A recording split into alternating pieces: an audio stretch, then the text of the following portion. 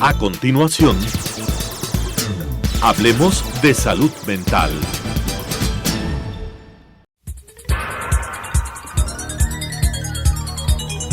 Las opiniones vertidas en este espacio por la producción y dirección del programa son de exclusiva responsabilidad de sus autores y de quienes intervienen en ellos.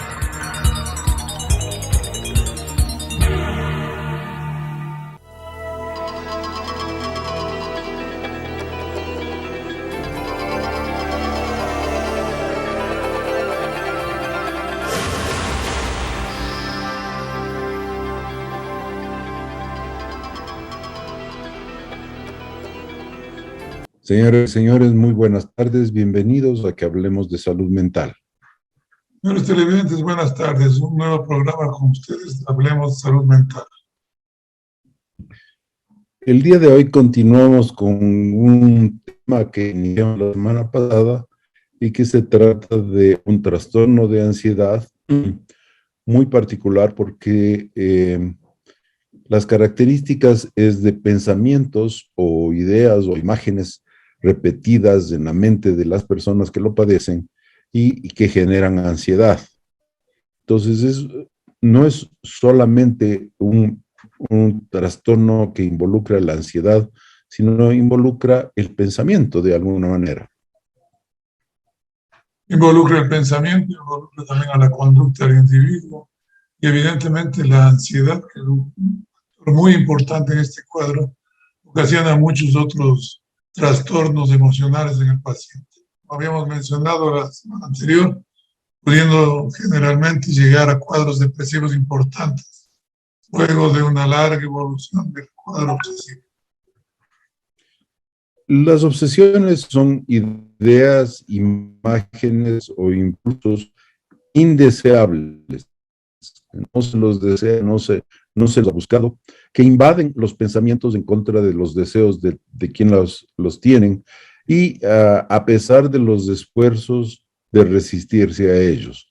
Habitualmente implican temas relativos a daños, a riesgo, a peligro, y algunas obsesiones frecuentes son temores excesivos a la contaminación, por ejemplo, dudas recurrentes acerca del peligro, de será, no será, una duda constante, preocupación excesiva por el orden, la simetría, la exactitud, temor a perder cosas o deshacerse de cosas que son importantes. Esta es una definición que acabo de leer de lo que es una obsesión.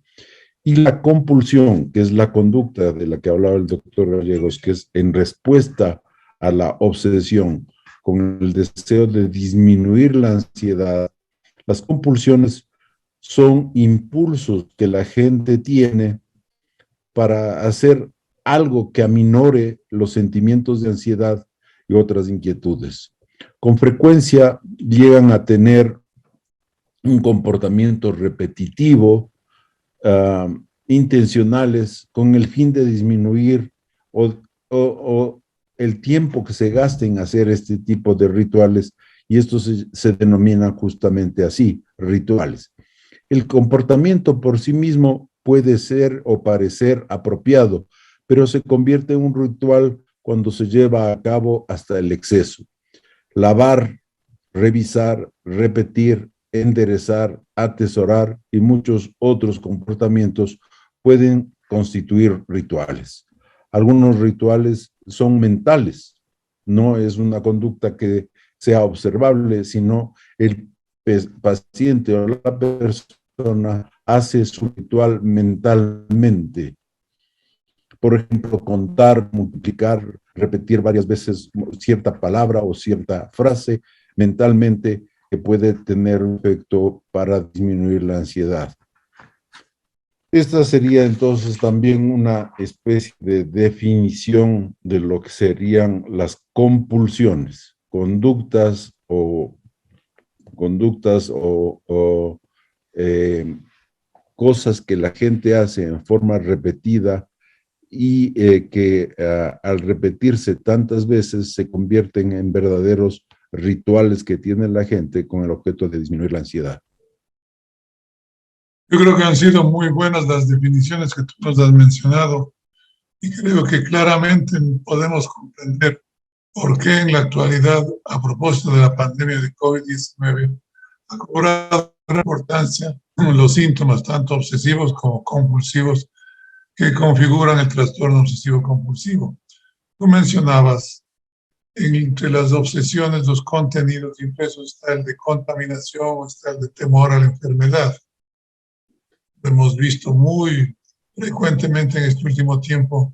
Y además las compulsiones, cualquier acto destinado a tratar de aliviar esa ansiedad producida por el pensamiento obsesivo. Y entre estas, pues yo diría que una de las más comunes es el lavado de manos. Llevamos 2 años, pues, insistiendo en que el lavado de manos es una muy buena medida de bioseguridad. Entonces ya podemos imaginarnos el efecto que ha causado en personas que o ya padecían de un trastorno compulsivo, obsesivo compulsivo, ya se había detectado, muchas veces podían inclusive estar en tratamiento, o de personas que a raíz de esta situación que llevamos ya 2 años viviéndola, pues se ha iniciado un cuadro obsesivo compulsivo. O yo no diría tanto se ha iniciado, sino que se ha puesto de manifiesto y ha hecho que el paciente consulte por él mismo, ¿no?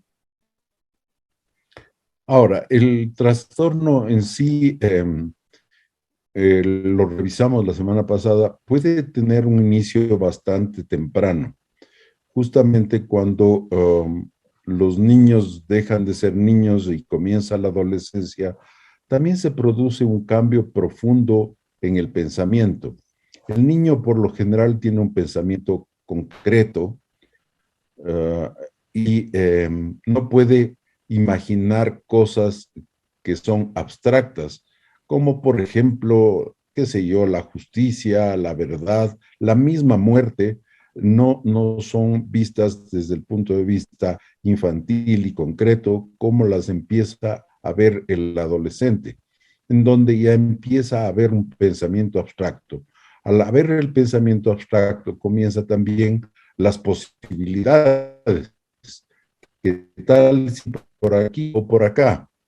Para el niño hay una concreción de una guía que generalmente viene de parte de los padres, pero el pensamiento abstracto es justamente el que lleva a que uno empiece a tener cierto tipo de pensamientos que generen ansiedad. Y esta, por lo tanto, comienza muy temprano en la vida, alrededor de los 11 o 12 años, el trastorno podría comenzar. Algunas cosas obsesivas de niños y conductas compulsivas de niños tienen por objeto proteger a sus padres, por ejemplo. Tienen obsesiones de que algo les podría pasar a los papás cuando han salido de casa o cuando regresan del trabajo. Y entonces, para que no le pase nada a los papás, tienen que poner la cortina de determinada manera o apagar la luz de su velador de determinado número de veces. Ese tipo de conductas se pueden empezar a observar desde muy temprano, como los 11 o 12 años, como decía hace un momento. Y tenemos que señalar que el trastorno puede ir avanzando y tomando diversas formas mientras el niño avanza hacia la juventud y hacia la edad adulta. Entonces, las preocupaciones u obsesiones de carácter de peligro, de riesgo que tenía el niño o adolescente no son las mismas que empieza a tener el adulto menor, el adulto mayor, el adulto alrededor de los 18 años o a los 20 años o a los 25. Entonces, los pensamientos y miedos o situaciones de riesgo pueden ir cambiando a lo largo del tiempo. Una de las más frecuentes, así como acabamos de señalar de la contaminación, es el de las enfermedades. Personas que se convierten en verdaderos hipocondríacos porque tienen miedo a tener alguna enfermedad o el miedo a contraer alguna enfermedad. Y esto también ha sido, pues, un incremento enorme durante la época de pandemia. Pero en este recorrido evolutivo que tú has hecho, es evidente que lo que va cambiando es el contenido en sí, pero la forma del trastorno pues se mantiene con esa triada, ¿no? Pensamiento Exacto. obsesivo, generación de angustia y búsqueda de alivio mediante una compulsión. Sí, los contenidos van cambiando de acuerdo a la edad, de acuerdo a las circunstancias, de acuerdo al entorno en que vive el paciente, y se mantiene el mecanismo exactamente igual con uno u otro contenido.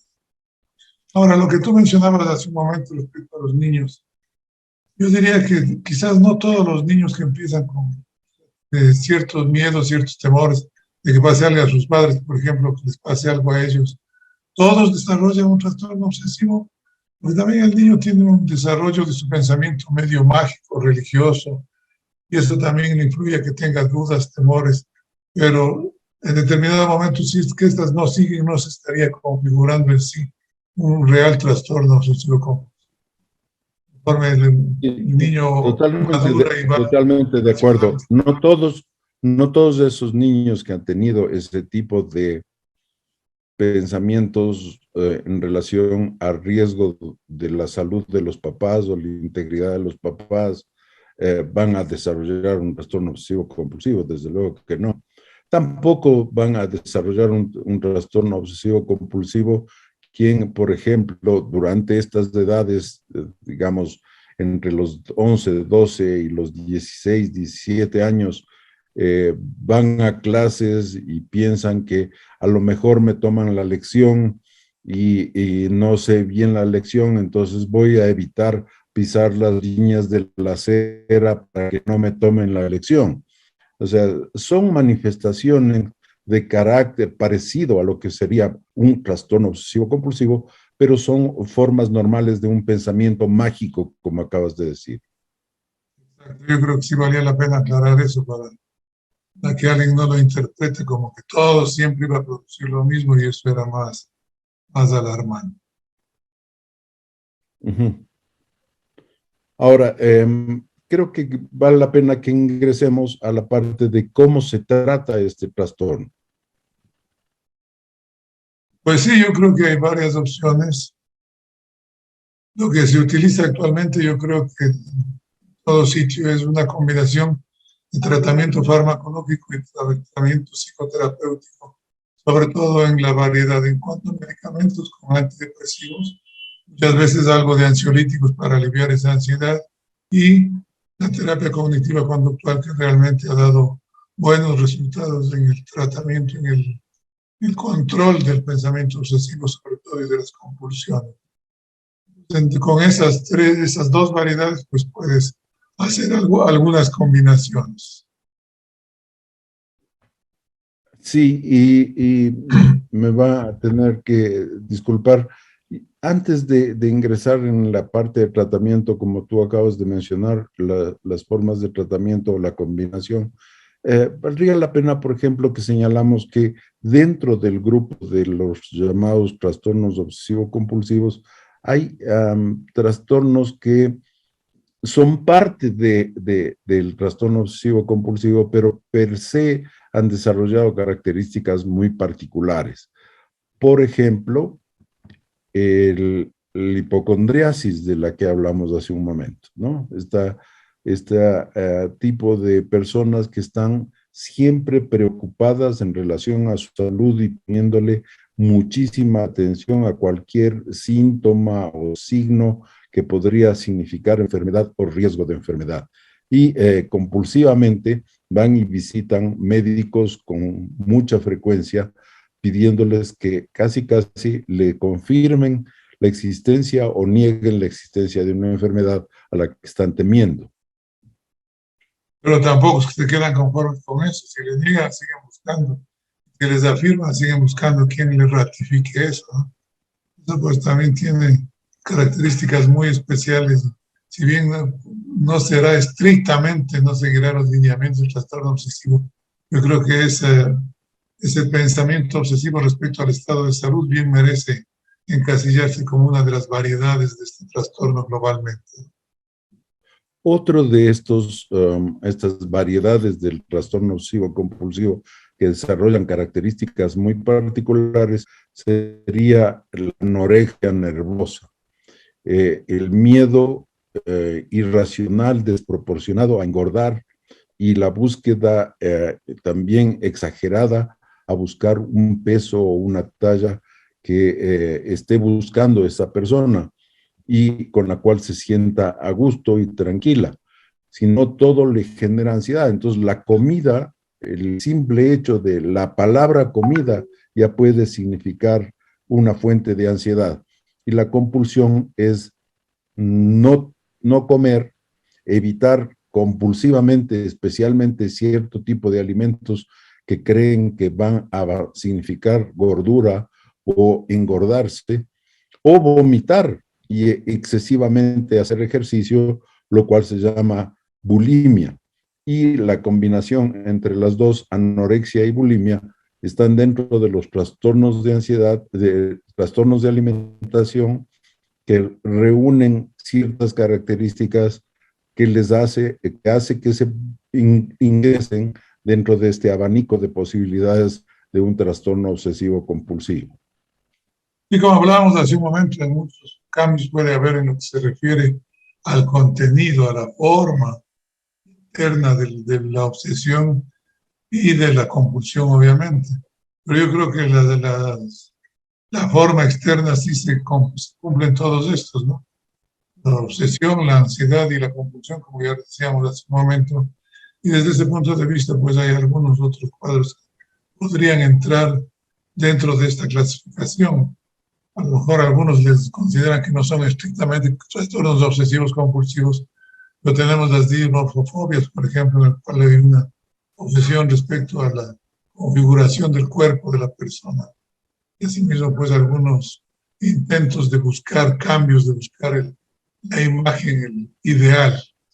Eso también estaría, creo yo, dentro de este mismo abanico de cuadros obsesivos.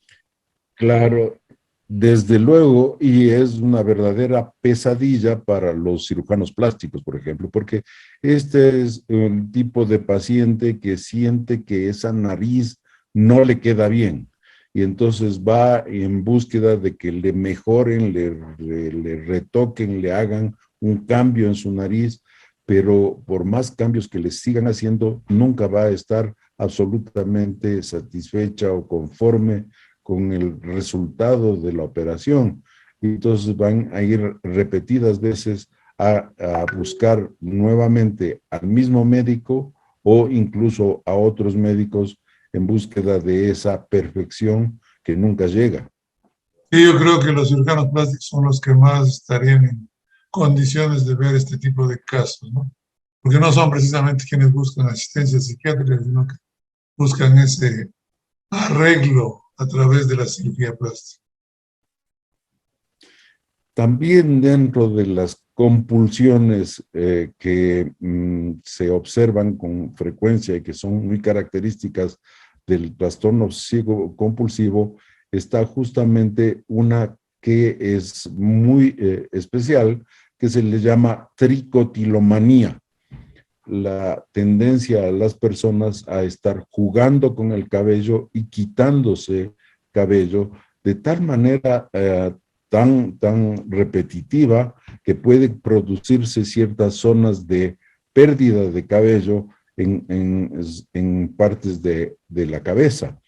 La tricotilomanía es una de las manifestaciones de la compulsión de hacer algo para disminuir la ansiedad de pensamientos de carácter obsesivo. Es decir, ese pequeño dolor hace que uno se concentre en ese pequeño dolor para no estar pensando cosas que podrían generar más ansiedad. Y realmente es una de las formas difíciles de tratar. Sí, yo creo que todas son difíciles, pero hay algunos que especialmente muestran grandes dificultades. Yo creo que estos últimos 3 cuadros que hemos mencionado, que se incluyen dentro del espectro de obsesivo compulsivo, son, no sé si las más difíciles, porque no hay una conciencia de enfermedad, no hay una colaboración adecuada, además de parte del paciente. Se hace muy difícil controlar los del pensamiento obsesivo y, por tanto, la respuesta compulsiva que tienen en estos casos. Bien, entonces creo que no se me ocurre ningún otro de los, el que mencionamos la semana pasada, que sería el de los acumuladores, ¿no? Gente que tiene la tendencia a guardar cosas y tener gran dificultad en deshacerse de cosas. Entonces están ahí los cuadernos desde cuando estaban en el jardín de infantes, y una vez que ya se han graduado del tercer posgrado, entonces se imaginarán la cantidad de cuadernos, cuadernitos y cuadernotes, además de libros, libritos y librotes que esas personas van acumulando y no se deshacen absolutamente de nada. Cosas que en un momento dado pueden ser muy molestosas para el convivir y no hay dónde poner uno más. Sí, pero no es que los revisan siquiera, ¿no? Ni siquiera los tienen simplemente amontonados, acumulando, llenando espacio. La semana anterior mencionábamos algún caso de alguien que ya no cabía él dentro de su casa, tuvo que arrendar para poder vivir aparte, y a la final habrá pasado lo mismo en el nuevo sitio que empezó a vivir, ¿no? El trastorno no es que se quita así de por sí, sigue acumulando, sigue llenándose de cosas. Y esa también es una variedad muy interesante. Bien, entonces, volviendo a la parte del tratamiento, el doctor Gallegos mencionó que el tratamiento es un tratamiento que tiene que ser combinado entre farmacoterapia y psicoterapia. No cualquier tipo de psicoterapia. La psicoterapia dinámica, llamada psicoanalítica, por ejemplo, tiene muy poco efecto de efectividad en este tipo de trastornos. El tipo de terapia cognitivo-conductual es la que mejores resultados ofrece, conjuntamente a la parte de la medicación que ayuda a controlar tanto los pensamientos como las respuestas de ansiedad.